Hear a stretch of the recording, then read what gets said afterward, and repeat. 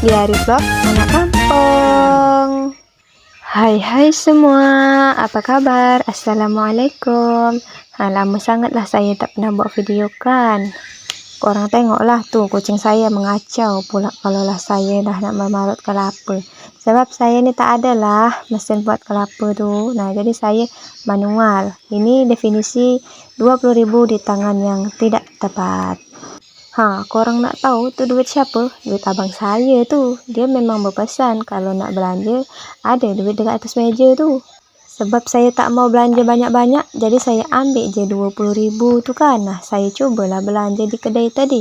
Korang tengoklah belanjaan saya tu apa saja. Saya tadi tu beli ikan asin, beli tepung gandum dan perkintilan-perkintilan bahan-bahan di dapur. Sebenarnya tu 20.000 tu sangat cukup lah bagi kita kan, kalau alat di dapur tu semua ada.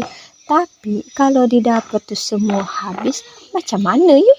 Susahlah nak mengisahkannya. 20.000 tu saya rasa jauh lah dari kata tidak cukup kan. Tadi tu saja saya belanja cuman tadi ikan asin tu 6.000, tepung gandum 6.000, masako, micin, kemiri, bawang putih. Itu je sudah habislah 20.000. Kan tadi saya cobalah masak di dapur kan. Saya hari ni nak buat gulai labu sama ikan asin kan. Nah, tapi korang tahulah ternyata minyak pun habis sebab kami nak menggoreng bakwan labu. Jadi saya ambil lagi lah duit 50.000 tadi tu. Terpecah lah pula kan beli minyak. Tengoklah ini hasilnya.